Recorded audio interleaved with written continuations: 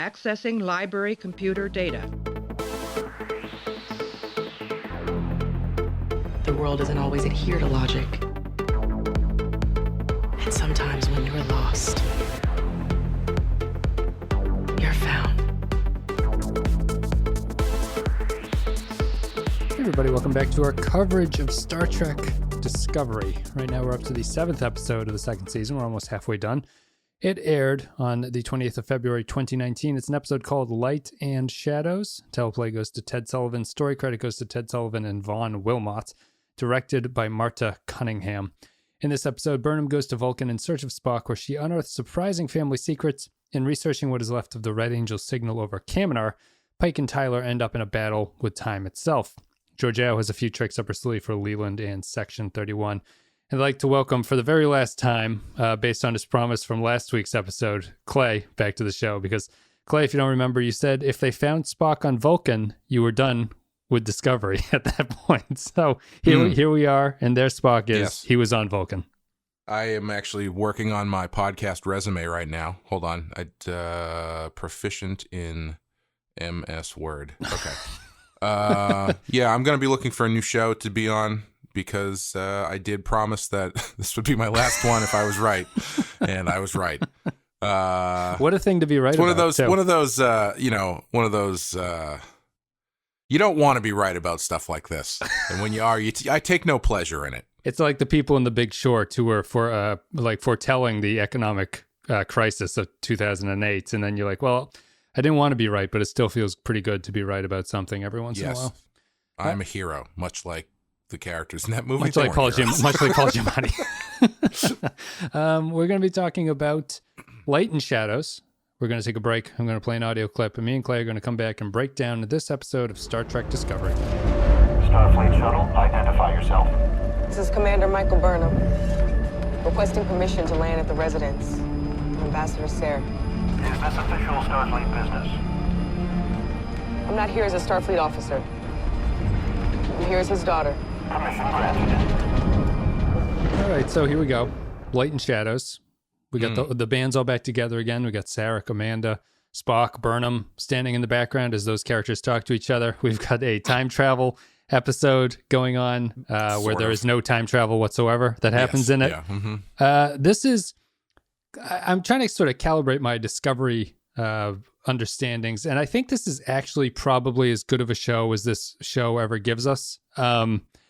I'm going to complain a lot, but I think this is kind of the show doing what it does, maybe at the best of its ability, and that comes with all the caveats and all the problems that we're probably going to get into. But I will say, for the positives and stuff, I continue to like the visuals in this. I feel like the way that they portray stuff like time travel and temporal mechanics and the way that they show Vulcan and what Vulcan looks like, I feel like that's a very modernized version of Star Trek that I was expecting from the series. And I think that for all of the storytelling problems and everything, I do think that the show looks good. I think that they have a aesthetic that is like pleasant to look at, and it's sort of neat, and the lighting that they use and everything is great. The direction and the camera work is kind of lackluster, but the way things look is pretty good. But what'd you think of the episode, Clay? We can go in whatever direction you want to go in.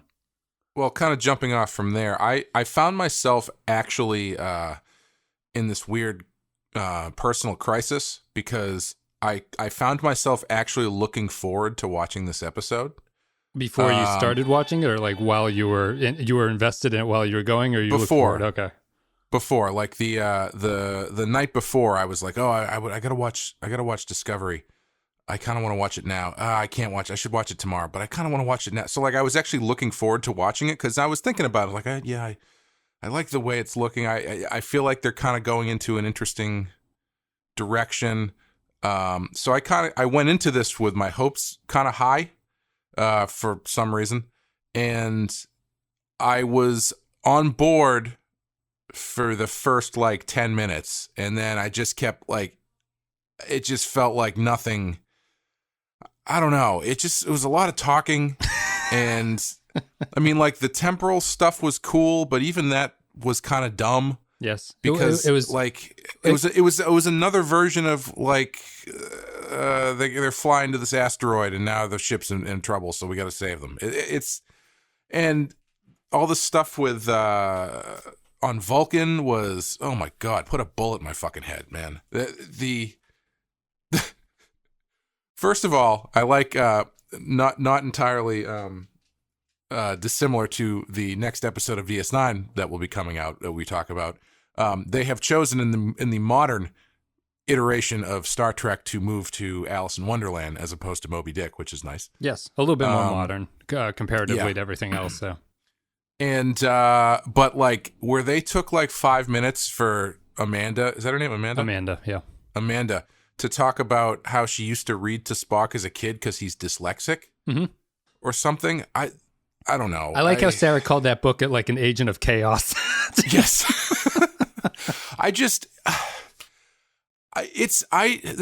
The storytelling choices that this show makes are baffling to me. Or I don't know if they're baffling, but I just don't like them. Yes. Because they spend so much time just talking about stuff.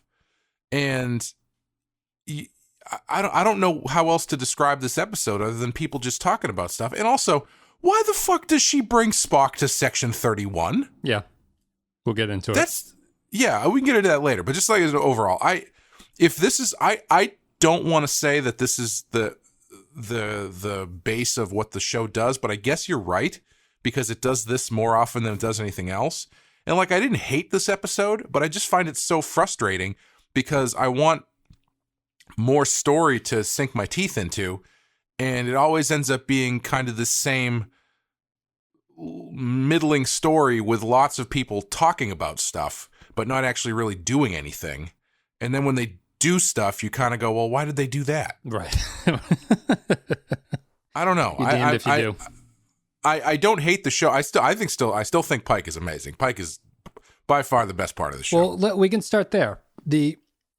I thought they made a subtle improvement in telling a character story because the Pike and Tyler thing was bordering on a story for those two between each other. Yes, like I would like to say though, it was bordering on a story, but it was bordering on a story told to like children because they were very clearly voicing literally voicing what the story was trying to get across to you at every turn that they did it. Yeah, and so like they're like at the end of the story, you have Pike literally go to him, by the way, you were right.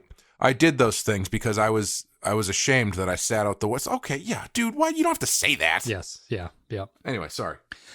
The Pike and Tyler thing is interesting because they literally put text on the fact that is the conflict between them. Like we had spent, ever since Section 31 has been introduced, we were kind of wondering, like, are they antagonistic here? Like what's going on with them and Pike? And this episode makes it clear that they are antagonistic towards them. I think that this episode was necessary to do that because I don't think that relationship was done very well to that point.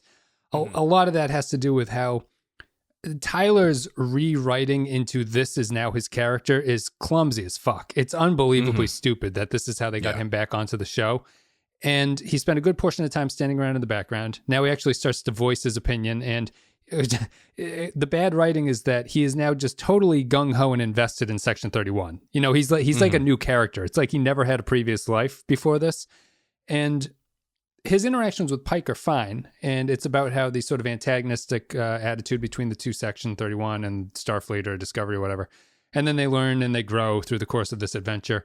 It's very ham-fisted. It's very on the nose, and what they do doesn't have a tremendous amount with their reconciliation beyond the fact that they went through a trauma with each other. Not even a trauma. They went through an adventure with each other. That said, their story, and I would like more of that stuff, was stuck in... The other thing that Discovery does is they take a concept that's kind of a cool idea and they don't do anything with it. They're just like, it's good enough that this exists and we're just going to be happy with the fact that this is here.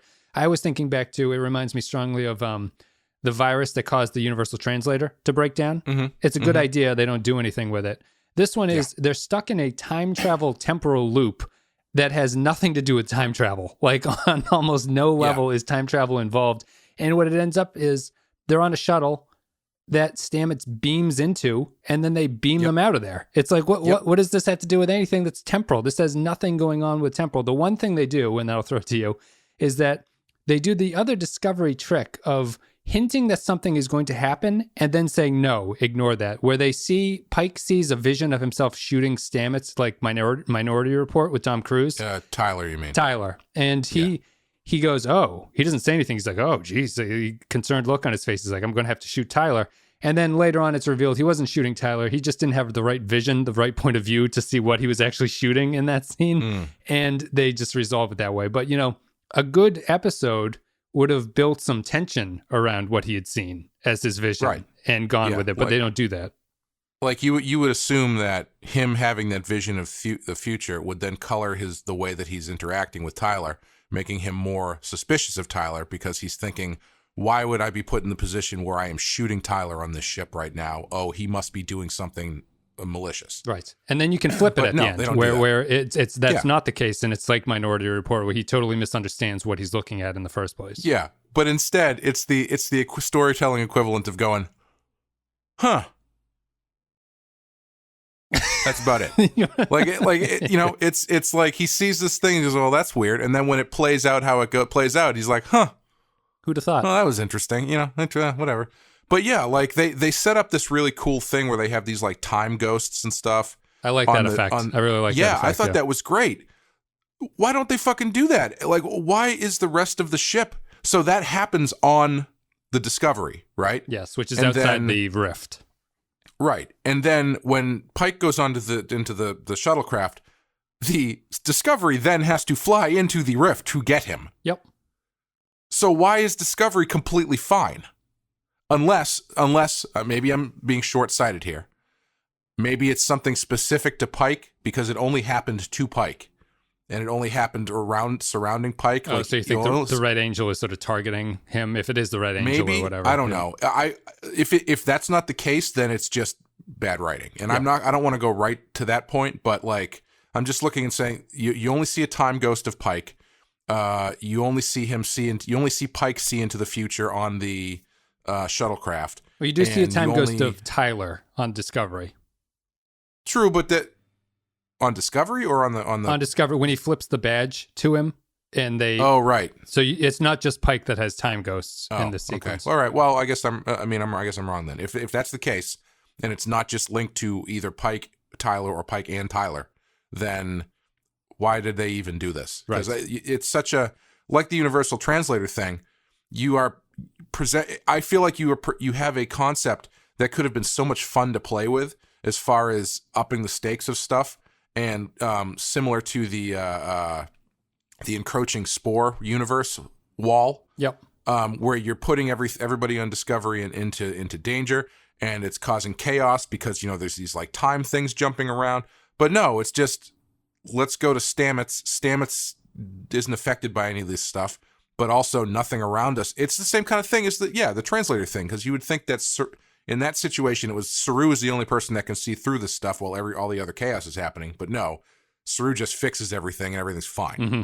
And so you have extra in the same thing here, where they talk about Stamets being the only one who can deal with this stuff, but nothing else has happened to the ship, so it's not really a problem. Well, even Stamets' solution, when Stamets beams over, they're like, oh, thank God, Paul Stamets is here to save us. He's like, I'm actually not here. I'm 10 minutes in the future. But anyway, I'm going to act as if I'm actually right here with you. And it makes no difference to them whatsoever. I don't even know what that was supposed to mean. No, it's pointless. Like, I would have loved it if they had played that into somehow played that into the solution, where it was like, he's doing the math out and he's like, okay, the shuttlecraft is going to go X, Y, and Z to this point at this time. What I need you to do is I'm going to beam over to the ship. I need you to fire a photon torpedo here. Mm-hmm. You have to trust me, because in 5 minutes, the ship is going to end up here. And that's going, like something like that, where it was playing with this concept a little bit more instead of just, Stamets isn't affected by it. We'll just beam him in and we'll grab everybody and beam him out. And then the only tension now, the only plot stuff that's driving us forward is another downloading sequence. But this one, high drama of Star Trek Discovery is apparently downloading files. This one is now impacting Arium. Arium is infected with some kind of virus. Arium is. Yeah. They've turned Arium into Brainiac. Apparently, is Arium a robot or is Arium a person? I guess with a cyborg. I assumed it was a robot. Okay. I hope it's a cyborg, but that's just my nerdy sort of canon expectation from it. Yeah, I wouldn't hold on to that. I want to get back to Arium, but I think that the time travel story with Pike and Tyler kind of sums up my general feeling of the show, which is like, as you're watching it, you're kind of like, oh man, this is probably going to go somewhere. And then it ends and it's like, well, didn't really go anywhere, I guess. I was trying to figure out an analogy, because the analogy that I used a lot, I think I used a lot in the first season, is the idea of never getting to the fireworks factory. It's all this, the old Simpsons joke. I feel like this is taking you to a different fireworks factory where the fireworks are like not impressive enough, or so. I don't know. It's like some weird thing where it's driving you. You're in the car and you drive past an amazing fireworks factory, and then the car pulls into a lot with a tiny little warehouse that has like a wooden sign that says fireworks factory on it. And you're like, this is not as impressive. It would be like if you were going on vacation with your family, and they said, we're going to the biggest amusement park in the world or something like that, and you think, oh my God, we are going to Disneyland. Yep. And then I guess maybe this makes more sense maybe 20 years ago. I was going to say, we're going to Disney World, and then you end up at Universal Studios, where it's like they have a lot of rides, but it's like the King Kong ride and the E.T. ride, and it's just like, yeah, they're rides. A lot of people put work into these things, but I would rather be at Magic Kingdom watching something impressive or going on Space Mountain instead of watching a really terrible animatronic shark pop out of the water. I don't want to go too far with the analogies, but there's this old radio show that had a bit where they're like, if you're caller number 7, after we finish this song, we're going to give you a Toyota. And people are like, oh my God. And they got the caller to call, and he's like, you're number 7, buddy. You're like, you want a Toyota? And he's like, oh man, I thank God I need a new car. It's like, I'm seriously in debt, lost my job, my truck's broken down. I'm so happy to get a new car. And the radio hosts go, how are you going to do that with a plastic figurine of Yoda? It's like, it's a deceptive promise of something big. And then when you get it, you're like, well, this is what they told me, but it sucks. Like, there was a similar one that I remember where the 7th caller, whoever would win $100,000. Yes. The candy bar. And it ended up being the candy bar. Yeah. But yes, very similar. Yeah. It's that kind of thing where it's like, I'm watching this and I'm getting, I'm into it. I really want to like this. Once they start doing the time travel stuff and like getting kind of weird, and it's like, okay, the Red Angel is from the future. It's like, all right, cool. I'm in. I'm waiting for this, like I said last week, I'm waiting for the 2001 Space Odyssey weirdo ass, shift. And I want to be into it, but then they don't do anything with the stuff that they're giving you.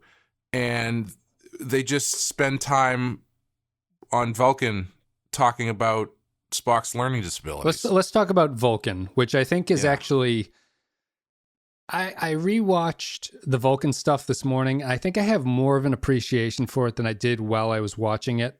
However, a lot of it is it's troubled by the fact that Burnham as a character is just so awful, and that she never has any agency in everything. She just tags along to other people's stories, and the Sarek and Amanda stuff is a good scene. Burnham is just in the background watching them talk to each other. It's like, why is she even here? What is the point of this? Why can't we cut to Sarek and Amanda talking independently of this? Why do we have to have Burnham present to watch other characters exist in this universe? And I think that the show borderline got something great with the argument that Sarek and Amanda have, because I feel that's kind of true to Sarek and Amanda's relationship, and like it's consistent with how they treat Spock. They undo all of it, I think, with Sarek's resolution where he's like, let's give Spock to Section 31. Yeah, I could not believe that. I mean, even if I could believe that, I can't believe that Burnham fucking did it. Right. Well, I don't even think I don't think that's inappropriate. Let's trust the FBI in this situation. I don't think it's appropriate for Sarek. Sarek is a totally logical character. The downside of the Sarek character, as we've seen before, is that his logic gets in the way of him building trusting relationships with people. Like, he damages people through his extreme volcanism. And his decision here makes no sense to me. Like, why would you send Spock to the CIA when you could just try to solve this with people, his sister, that everything's on the up and up? He's more concerned about not breaking the rules for some reason.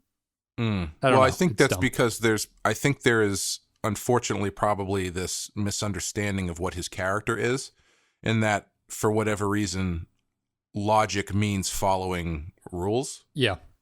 Like that seems like the following the disconnect law, that they I have. guess. As opposed, logic Yeah. is kind of following rules, but he follows the law, the law. As The opposed law to, yeah. is X, so logic dictates we must do X. right. You yeah, know. yeah. Which I think that's a misunderstanding of exactly what he's about. Because I mean, that just turns him into a robot, which he's not. Right. Yeah. And that's what I think that him and Amanda's conversation is good. Yeah. Because that is her, saying that she sacrificed a whole bunch for him. She lived on Vulcan, and her living on Vulcan with a half-human son has caused damage to Spock. Like, Spock was damaged because of this relationship, and Sarek never seems to understand that. I thought that's good. That's a good character moment between those two in a show that rarely has any good character moments. Yeah. Yeah, I thought that stuff was great, especially because we've never seen the relationship between those two characters. It's always Spock has a human mother who for like 40 years we never met. Yeah. Or maybe I don't know if she showed up she's in the in original TOS. series. She's in one episode of TOS. Okay, but she's not, is she there in any other capacity other than this is my human mother? She's the wife of Sarek, and Spock talks to her in the episode about how she is human and Spock is Vulcan, or Sarek is Vulcan. Like they bring that up. Yeah. They don't, as far as I know, they have never really explored the relationship between Sarek and Amanda specifically. Yes, and this is totally I'll interrupt and then throw it back. This is totally the show has a problem continuing, and there's another aspect that we'll get into.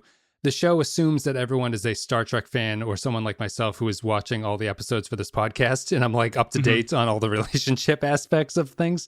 We'll get into the ending, which I feel ties into that. But yeah, you can get back to your Amanda point. Yeah, I was just going to say it's nice because that's actually a character relationship that they've never really delved into before. And she's always kind of there, and they always get into just a little bit, but they've never really done any substantial stuff with those two. It's usually in relationship to how Spock interacts with them. Yeah. And so to have some insight into their relationship was nice. I thought it was kind of long-winded.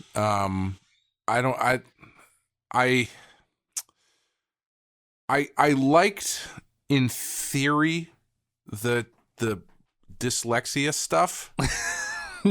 Like I understand what they're going for. They're going for this idea that this human failing, for lack of a better term, was transferred to him through the human side, his human mother, which then put him at a disadvantage compared to whatever, everybody else on Vulcan or whatever. So it made him a different person, which I understand that. I just hate that stuff when it's just like, we're going to reach back and pull a story out of our ass from the childhood just to change this character in a way, I don't know if it makes him more relatable. I don't know what they're trying to do really, but I understand the idea of taking a human ailment and putting it on Spock and how that affects him. That's kind of interesting. I don't know. I would rather they do it with somebody else, I think. It just feels like they're just tacking stuff on to the back end of his character that doesn't really need to be there. And I'm not really sure how it plays into what's happening now. Well, it only ties in because it gives them a way that Burnham can figure out what his coordinates mean, those numbers he's repeating, because he was saying them backwards. So to me, it's... Okay. Yes, when you put it that way, I hate it. Yes, that's why I think it's really stupid, because they inserted it just so that she could crack this very easy mystery of what he's talking about. That's dumb. You're trying, Clay. You're trying real hard to pull. I'm trying to. I'm really trying to. I hated this. I just hate when people just talk to each other about stuff like this. Like, there's a difference between talking to each other and moving and having like a character interaction and plot stuff that feels natural. But I just don't like it when people stand there and just talk exposition or talk character background to each other. Well, Clay, what if I were to tell you that Leland killed Burnham's parents? Dun, dun, dun. Dude, do not even get me started with that fucking shit, man. As soon as that happened, I was like, is this is like a soap opera written by like a high school kid or something. Yeah. Come on, man. Yep. That's real bad. Why? Yeah. So if we're going to get into things that really bugged me, can we talk about Burnham taking Spock to Section 31? Why the fuck would she do that? What did Sarek say that convinced her that I mean, because he threatened, he said that her career would be whatever. Yes, she has to obey the rules, yeah. Come on, though. I mean, Section 31, it's not like she's taking him to Starfleet headquarters. Right, yeah. She's taking him to the fucking Black Ops guys.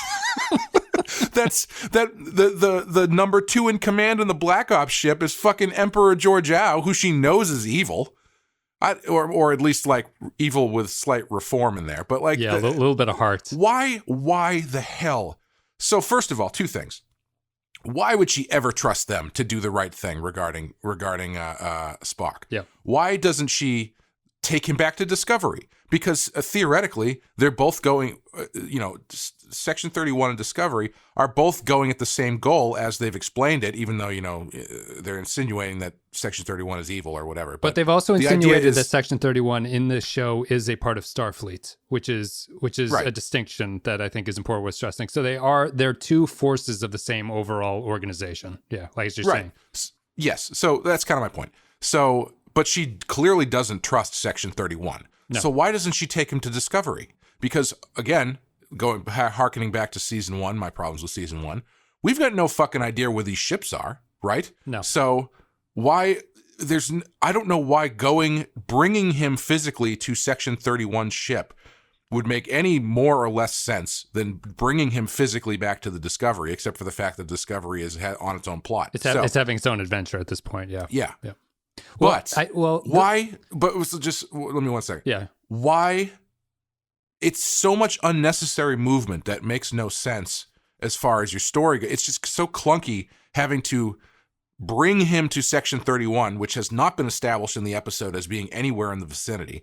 Why don't you have fucking Section 31 come to them? Track her. They're spies. They've been following Burnham there. Yeah. Yep. And they're having this discussion about what to do. Section 31 shows up, and now you have a situation where Section 31 is like pulling Starfleet regulations or shit, and then you've got Sarek having to make a decision about what to do. And, it's instead of just going to Vulcan, having this exposition dump about Spock's learning disability, and then leaving there, never to have them seen again in the episode. Yeah. Why? It's so simple to weave these 2 things together and to do what they wanted to do, while also having it all make sense narratively.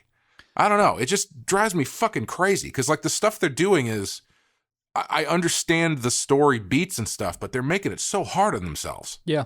No, I'd agree. I mean, everything they did on that ship, you could do on Vulcan, or at the very least, you could have them come there, get them, and then do that stuff on the ship. I don't know. It's just, I don't know. It's just going from Vulcan to them is made my mind break. Yeah. I mean, it stretches the amount of travel that everyone has to do here. It doesn't make any sense for Burnham to want to willingly go to them. Even if you take travel out of the equation, even if the Section 31 ship was just outside the atmosphere and Discovery was just outside the atmosphere, there's no reason she would go to that one over the other one. And it's just, the decision being made there is baffling to me. Because what is Section 31 doing this whole time? They're supposed to be like clandestine and like spying on people. They're just fucking around waiting for someone to come to them. Yeah. Like what are they doing? You introduce them to this story, and you've set them up as this like idea, but you're never following through in anything. It's only there to give Ash Tyler a character essentially. Yep. And they're not doing Burnham's anything parents. else. Yeah. And to kill Burnham's. They're not actively engaging in the story in a moment of the story where they absolutely should be. I don't know. I'm sorry. No, this is my last episode, so I'm getting everything out. Let it all out. I agree. I like when they get to the Section 31 ship and they bring in like the mind drill. Leland's like, "Don't worry about Spock. This is yes. this is fine. Everything's fine." That the Section 31 scene, to me, even more awkward and clunky than the introduction, is how it all resolves itself, which Georgiou suddenly has a change of heart, and she goes, Burnham says, "Why are you doing this?" And she goes, "Well, I have a good sense of you, and I'm not exactly going to say anything right now, but let me think of in another couple episodes something to say about what this." And she lets her go, and they have an extremely drawn-out fake fight scene with each other. Yeah. Which, yeah... And I like Georgiou when Leland's like, how could you let her escape? She's like, check the cameras. You can see she clearly kicked my ass. It's such a, I don't know, that the Section 31 ship part sticks out because of how unnecessary it was, that every waking moment you're there, you're wondering, like everything they have to do to get her off the ship again is equally as clunky because there's no good reason to be there. I didn't mind the Georgiou stuff only because I wish it had been about 3 minutes shorter. I think they could have gotten from Georgiou going, I'm going to help you get Spock out of here. Why? Just trust me, blah, blah, blah, blah, blah. Fake fight, short fake fight. We're talking like... punch me in the back of the head. Yeah. Yeah, gratuitous ass-beating fake fight where it's just like 2 punches and she's down. Then play it off or what's the word I'm looking for?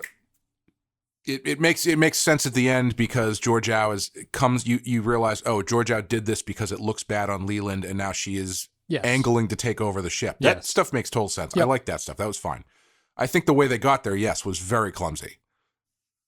I mean, it's the end logic of what Georgiou is doing makes you feel kind of repetitive with these points. The end result of what she's doing makes sense. It would have been nice to have gotten the hint of this is what she's doing in a previous episode. You know, like to have the show hurdles through the plot points so quickly that it does not. Everything feels like it's being made up in the moment and not in a good way. It's not like it's organically happening. It feels like it's this weird combination of we need her to get here, and we also didn't think about this an episode ago when it would have made more sense to bring this up, maybe, that this is something that's possibly happening. So you feel like you're just ping-ponging between these points, and the pace of the episode just blitzes by you. This is actually, I was glad this episode was only 40 minutes as compared to last week's 57-minute long episode. The pace of what the show does, I think, works better in a 40-minute session than the longer ones, and I'm able to sort of maintain my attention to it. I think we talked about Section 31. We talked about Burnham on Vulcan. Did I miss something about Burnham on Vulcan? I don't think I did. I don't know if we have any other. Go ahead. I thought Vulcan looked nice. It does look nice. I can see why the producers are upset that the show is so expensive because it looks expensive. This is the first episode of the new showrunners too, which is interesting to note. But I agree, Vulcan looks very nice. It looks like a sort of feng shui 70s style that they have going on, which I kind of like, with a lot of melted glass. I do pieces. call bullshit on one thing though, that Spock's parents kept his bedroom with all of his toys and shit exactly how he left it. Illogical. No way, man. Illogical to do that. The day when I moved out of my house, my parents left the state within 3 months. I'd agree. I think that the Burnham stuff on Vulcan leading into Section 31, leading to, I guess that brings us to the end. It's really the only point that I kind of have left. Do we want to talk about Red Angel theory for, like, not theory, but Red Angel sort of realizations, or do you want to talk? Well, let's talk about the Red Angel first. Sure. The Red Angel is heavily being implied that it's the reason that this probe is come back evil. They don't give any proof that this is the case, but I'm going to take the show at its word that this is what's actually happened, because it seems like a waste of time otherwise. I don't know. I don't know if that's the implication as much as it's just what the characters are assuming based on what's happened. Because but it's the entire building block between Tyler and Pike, though, is that Tyler's right about it. Well, he thinks he's right. Pike only thinks that he's right based on the situation they just went through. Okay. I can see Pike coming around to that position based on the apparent malicious intent of the probe, and then they were apart at the beginning of the episode, so they don't agree, and then going through this thing, they are now on the same page. So I can see Pike being like, more agreeing with him. I don't think that's the show telling us exactly what's going on. I think that's just Pike's current mindset. Okay. So the Red Angel thing ties into the larger point here, which is this show in the first season and this season has gone with a sort of mystery structure to the season. It's we have to figure out by the end of the season what exactly is going on. I think that they're more successful with it this season than they were in the first season. Yes. So far, yes. I generally think this is a bad kind of series to do in this modern internet era. Yep, and because it's never going to be satisfying no matter what you do. No, because you're going to hear 100 different theories that are more satisfying than whatever they come up with. Yeah. And yes. the thing about it is that we get a lot of the feedback we hear about Discovery is interesting, and I think a lot of it comes down to the fact that the people who like this show, I think, are the people who really get off on thinking what is going to happen. Like it's really about the satisfaction you get from thinking about where this is going to go, even if you're not right. You enjoy the brain exercise of thinking about it. I really don't like doing that when I watch these shows. I don't think about the theories unless someone presents them to me, and then I'll consider them and go like, oh, that makes sense, or no, I don't think that works. But I don't personally spend any time thinking about where is this going to go. I just wait for it to happen, and then I go, oh, that was good or that was bad. That's the way I approach this stuff. Yeah, I've kind of waffled back and forth as far as that stuff goes, because if I'm really into a show, I enjoy listening to shows like ours or other shows that cover it and talk about things and consider everything and talk about what they think might be happening or stuff or whatever. But at the same time, I think the problem with that kind of thinking is if you lean too much into speculation and trying to figure it out, even if it does make sense, you will feel like it sucks because they didn't do what you thought was going to happen. Yeah. So there's always going to be that element. I think there's an element of narcissism that permeates a lot of popular culture now that I think is a cause for a lot of problems. And this is one of those instances where I think, if you have your own theory and it doesn't end up panning out to be your theory, you feel underwhelmed by it, and disappointed by it, which then causes you to go and talk about how much you hate it. It depends. Like, a good example is Westworld. The first season of Westworld, I was really into, the mystery of it and everything. And then someone actually, I saw predicted what was going on. And once I saw that, I was like, oh, well, first I didn't believe it. And then once I realized they were right, and like, yeah, they're right. I just wish I didn't know that. Like, because when the reveal of it didn't happen until a couple episodes later. Yep. And so when it happened, it still worked. I still think it's a good season, and I think it's a good turn, but it was underwhelming because I already knew it was coming. And I think it's similar. As far as this show goes, the huge offender here is the Tyler Vok thing, because like people saw that coming a mile away. Yes. And the show leaned on it so much. It was such this big like secret that was going to be revealed, and everybody already knew it was going to happen. And so when it happened, you're like, yeah, cool, whatever. Well, it really takes away from, if you're building your whole show around that. If you are part of this culture where you are constantly analyzing stuff and trying to beat them to the punch, then yeah, it's going to feel. Sorry, my echo is talking to me. I'm sorry. I'll stop shit talking. Arium. Yeah. But you know what I mean? Where like if you're building your entire show around a plot twist, then it better be good. It better be good. And if people figure it out, it's going to feel like you're wasting everybody's time. Well, I think I think they were wasting everybody's time in that first season for different reasons, other than compounded on that. But I think that used to work. I don't think it works in this modern internet era where you have a hive mind on Reddit trying 24 hours a day to crack what's going on here. And the problem is, I think that if you have a show like Discovery's first season where the Vok thing was a twist, say you predicted that, right? You were watching it divorced from the internet and you predicted the Vok thing.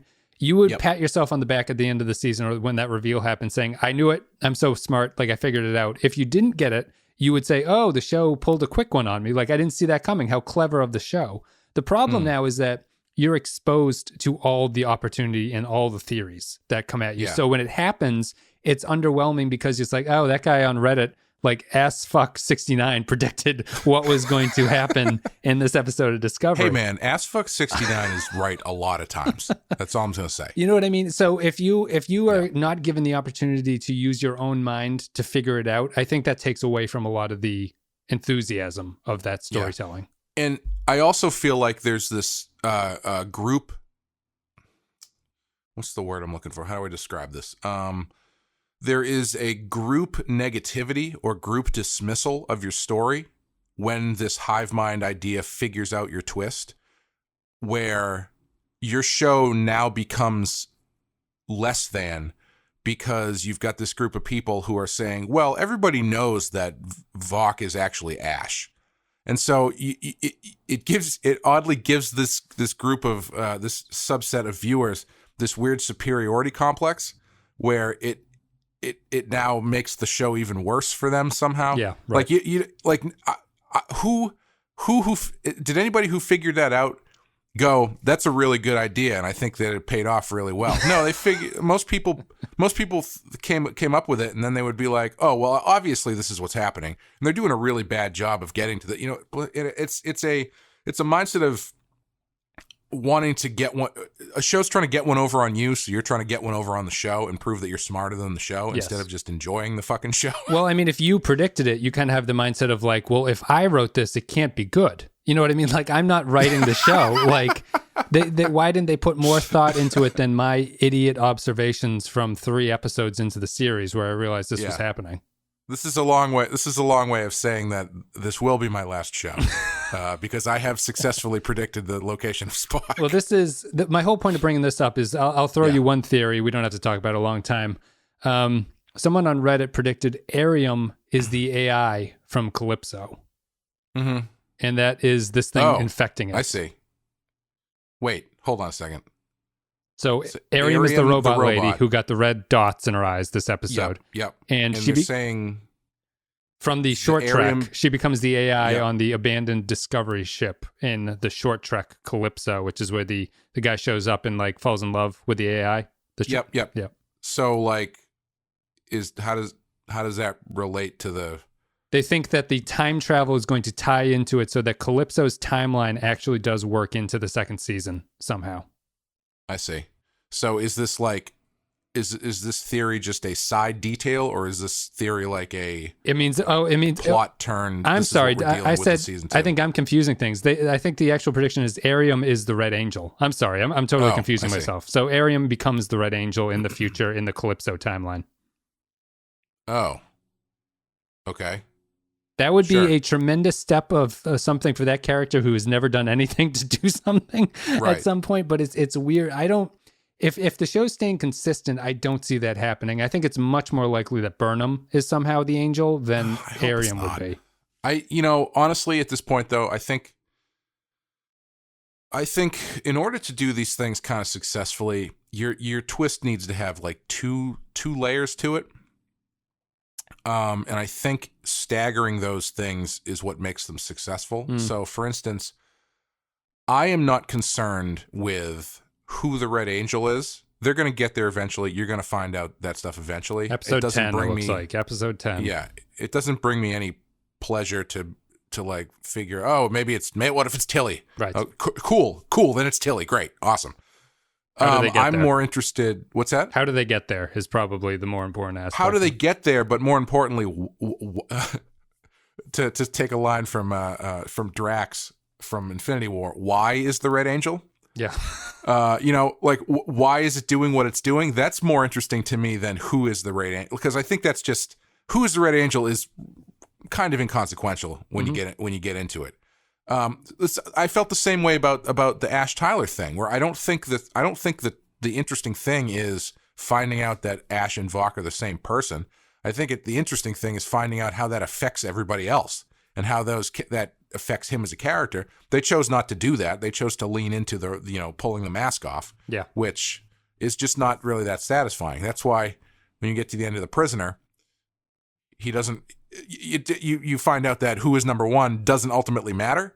They give you the answer. It's not the answer you expect, but that's not the point of the show, really. Mm-hmm. Right. So I'm interested to see, what the purpose of the Red Angel is. I don't really care who it is. I mean, it's going to be somebody. It's going to be someone from the ship, or it's going to be someone we've never seen before. Those are the two options we get. And nobody on either of those lists is going to make me go, oh my God, that's amazing. Or going to make me go, oh, that's really stupid. So you know that doesn't really affect me. Last thing before we go. Yeah. The I mentioned before about knowing the intricacies of the relationship between Amanda and Sarek is kind of a very fan-heavy thing. This episode has an ending that totally relies on you having watched both the unaired pilot of the original series and the Menagerie two-parter episode where you give a fuck what Talos 4 is. I was wondering about that because I recognized the name, but I didn't exactly know what it was. I knew it was something. And then in the preview for next week, it's like, oh, right, it's those guys. Yep, the Telosians. Yeah, I'm on the fence about that because the way that there's two ways that you can handle that stuff too, where you can do it really in camera. You can do the Star Trek Into Darkness route, where you have Benedict Cumberbatch stare down the barrel of the camera and say, "My name is Khan," and it adds all this music and drama and everything. And if you have a second to think about it, you're going, wait, these guys don't know who the fuck Khan is. Right. Why is this a big deal? You're adding it. You're making it a big deal because you know that people watching know what it is. Or there's the other version where I think they actually handled this stuff pretty well. Was in I don't know if you saw the James Bond movie Spectre. No. The most recent one. So what's his name? Christoph Waltz is playing Blofeld, the classic James Bond villain. And there's a moment where he reveals himself and says, "My name is not X, it's Hans whatever Blofeld." And they don't do that stuff. They don't give you like the big zoom in and the music queuing up. That's just his name. He just says it. And James Bond doesn't react as though he knows who that is, and he doesn't say it as though we should know who that is. And I actually really like that because if you are a fan of the series, you go, "Oh shit, that's Blofeld." But they don't draw attention to it, right? Right. They let you draw your own attention to it. This one was kind of in the middle where... Well, what's the importance for Talos if you are unfamiliar with it? What's that? The only thing I could say of why that would be a revelation for someone who has no idea what's going on is that they go, "Oh my God, she cracked the code by putting it backwards and it ended up with a planet location." Like, is that a good enough reveal? Yeah, I guess not, because, I mean, I couldn't remember exactly what Talos 4 was, but I knew it was something. And I even more knew it was something because of the way that they shot it, which was Burnham doing her concerned, scared face that she does in one of the two faces she has on the show. Yeah. And saying, "It's a planet called Talos 4. Like, so, and the music is kind of going, so you're like, all right, well, that's supposed to be something. But I couldn't remember if it was something that had any meaning in this show or if it was something that had any meaning in Star Trek in general, and clearly it was the latter. So I would say, yeah, it's probably more towards the Into Darkness route where they are presenting it as something that has meaning, but you don't understand why that meaning is relevant to anybody. Only Spock. Spock or Pike fan. would be the only two characters that should react to it, and Spock is comatose and Pike is not in that scene. You know? Yeah, so Burnham shouldn't know what that place is. Right. Unless next week they're like, "Spock sent me a letter and told me blah." They're going to CGI her into cuts from the Cage episode. They'll show that on the screen and she'll be in the background, yeah. But yeah, I guess it's probably... Yeah, that's a bit of a fan servicey thing. I think I don't know if it's unfair at this point to talk about viewing the show in the vacuum of someone who's never watched Star Trek before. Because like by that metric, the last shot of season 1 where the Enterprise shows up, it does the same thing, right? Where it's like, oh, it's the Enterprise, and if you've never watched Star Trek, you're like, all right, cool, what does that mean? That's at least in that context. Yeah, I guess maybe it's the same thing. I was going to say that maybe you would think that the Enterprise is some impressive ship that you just would recognize. I guess you could make the same argument for Talos. Maybe it's supposed to be a planet that people care about. It's just kind of a weird leap of faith that they go there with it. No, I agree with you. I think it is kind of strange that they... Yeah, whatever. Whatever. We'll see if the Telosians are coming back next episode. Let's wrap it up. Is there. one of them Frank Stallone? One of them looks a lot like Frank Stallone. Hopefully they're all women with men's voices as they were in the original series. That would be the thing to pay attention to. We'll see. Let's take a break. I'm going to play an audio clip. Me and Clay are going to come back and wrap this one up. You let her go. She overpowered me. Check the cameras. Where's she taking Spock? The family. Maybe they're going on a picnic. Georgiou, do not overestimate your value here. Who do you think you're fooling, Leland? You need me to keep Burnham from finding out the truth. The truth. You're responsible for the death of her parents. Mind your manners. You're no longer calling the shots. All right, so that's the end of the 7th episode. I just want to say, I'm sorry if I talked a lot in this episode. I feel like I was talking a lot, but again, it is my last episode. I don't know who you're going to get for next week, but I had a lot to get off my chest, and this episode broke my brain just slightly. So Next week, we're going to reveal that the Red Angel has been a guest on the show the entire time, predicting things. you guys, what would happen to the world if they revealed that I was the Red Angel? That's how you do brand awareness there. You just tie this podcast yeah. right into the Discovery universe. We're done with the 7th episode. It's called Light and Shadows. Some good, some bad. Usual Discovery stuff. I'm curious. I'm really curious where the division in the writer's room is. Like, there has to be a division, right? Between what? Two camps? But between people who are like, this sucks and this is okay. This is okay. No, but between the people who are like, here's a really cool high concept Star Trek thing to explore, and the people who are like, yeah, but what about Burnham's childhood? Oh, sure.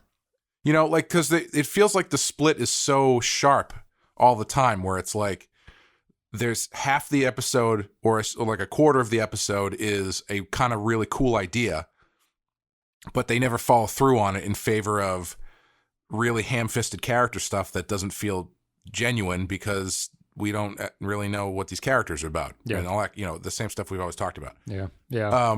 Like, is there a pocket of the writer's room that's like 4 people who have these really great Star Trek scripts in their back pocket that, that just never get made because they want to add too much other garbage on top of it? Maybe Kurtzman is a big fan of like the Ford assembly line technique. And he's like, you 3 just come up with sci-fi concepts and you give them to these 3 who are going to write a script around it. Yeah. And we'll see where this goes. Yeah.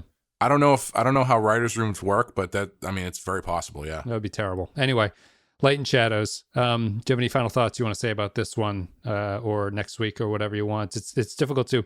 It's funny, when we ended the last week's podcast off the air, I was kind of like, I find Discovery difficult to talk about on some level, as opposed to DS9 in particular, and I feel I did a better job of it with this one. I don't know if that's the quality of the episode or if I just tried a little bit harder with my notes to have something to come up with to say. But I guess that all ties into, this is the first show of the new showrunners. It didn't feel any different to me than the previous episodes. So I'm not too concerned or optimistic that things will be different going forward.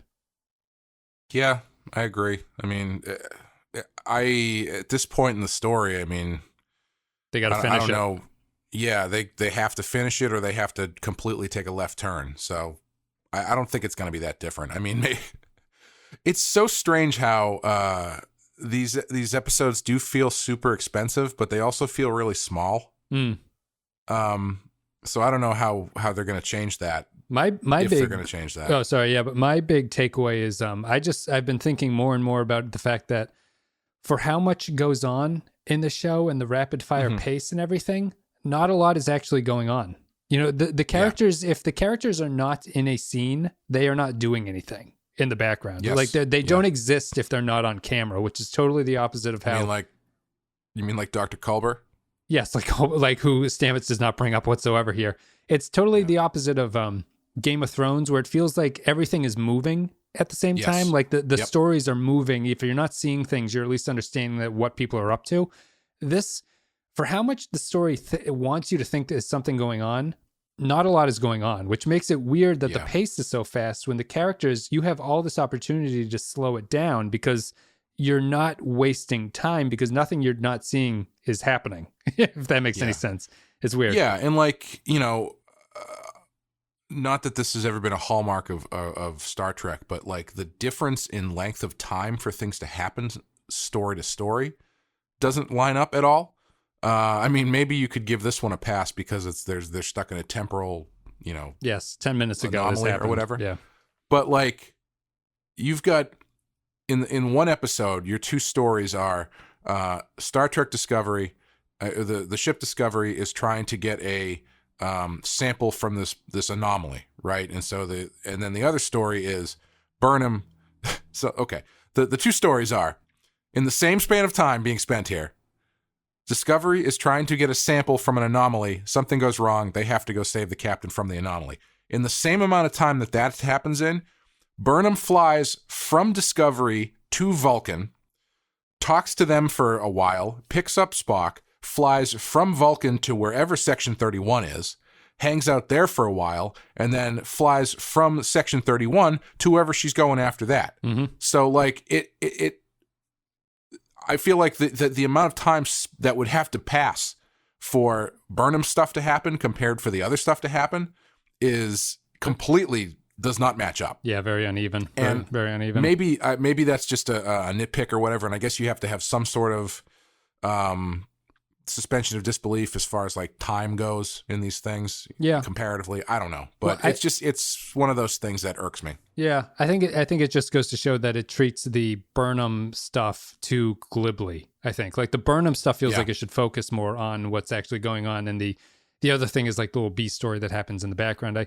I feel for what happens in the B story, they spent an awful lot of time on it here. It didn't need to be that invested. Anyway, I think we're done. We didn't even really talk about the Stamets stuff, which was whatever. It's just technobabble that they did to get him there and he can rescue somebody because he doesn't have anything else to do on the show. Even though his lover is back, he's still completely aimless or rudderless. And I also don't entirely understand how he did whatever he had to do, because he didn't go into the Spore network, but for some reason, since he was part of it, no, he has the tardigrade DNA, so he doesn't have time different. I thought they were making some weird connections between time and the Spore network that were kind of like hand wavy of the whole thing. But I guess it's just because he got injected with tardigrade DNA, he now exists outside of time somehow. but like, how did that help them with what they were doing? Because there was nothing temporal happening on the ship. They were just doing math together in the engine room. Yep. But his math was better because he has tardigrade DNA? I guess. And that allows him to beam over, and then he can beam them. Don't think about it, I guess, is my suggestion here. That's the... Whatever, man. It's really silly. Anyway, let's wrap this up. We've gone about an hour. Or have we only gone 15 minutes? Yeah, 10 minutes ago I was thinking I need to wrap this up, but I guess I had to wait until I got to the present, and I saw the Red Angel looking out my window right now with her We're always fighting for the future. The Red Angel with her thick hips. Let's wrap it up. Future shame. Social media links, Facebook, Twitter, Discord. You can support the show on patreon.com/the Pensky File. A couple $1 a month, you get extra stuff. You can go to PayPal. There's a PayPal link down below. You can go to the Teespring store. You can buy shirts and cups. You can also recommend us on places like Reddit, where there is a brewing discussion about Star Trek Discovery. If you ever mention the podcast over there, it's much appreciated. And that's it. Check out all the other shows. There's Badass. There is the Prisoner Podcast. There is Real Ripe and Real Rotten. And there is Radio Star Murders. I hope the Red Angel turns out to be like a transformer that turns into like a 1987 Camaro IROC. Starscream. It's Starscream from that other series. Yeah, sure. Why not? What the hell? Starscream is a good name, by the way. So before we go, as far as speculation goes, what are our chances that we end up in the future at some point? Like, strong. Do we think that this is going to the future? I think, because I thought that's where it was going. I thought Discovery was going to get sucked into that thing, and they were going to end up like 500 years in the future or something. I think it's a good bet. And what I mean to say that is I think it's unlikely to happen, but I think the odds of being a good payout would make sense. Like I see that potentially happening. I'll tell you, I'm taking back everything I said about this show. If they get sucked into the future and they're greeted by the Enterprise X or whatever. Or because you know how much I love that shit. Yeah, or I guess the past isn't play. It's too much. It opens up all these doors with all the speculation. You could also make what if they get sucked into the future and they end up on the ship, on the Enterprise during the Trouble with Tribbles episode while the DS9 cast is also there? That would be good. I still feel that this show is not above like, hey, we're having a Picard spinoff. If you haven't heard, let's beam into Picard's ready room of the future. Yeah, and, like, talk to him. I was thinking that too. I was like, not off the table. 100% not off the table. No, especially in the third season. We'll see. Third season, it's been renewed. Discovery's getting a third season. That's it. We're going to call it a day. Clay, thanks for coming on and talking Discovery. It was good having you here for the previous 17 episodes or whatever. I guess we have to move on to greener pastures, but it is what it is. Yeah, thank you. It's been to quote Captain James Kirk, it was fun. Guys, we will see you next time. Continue with our DS9 coverage. We're going to have In Purgatory Shadow coming up. And then after that, we're back with more Discovery coverage. Thank you very much for listening. We'll see you next time.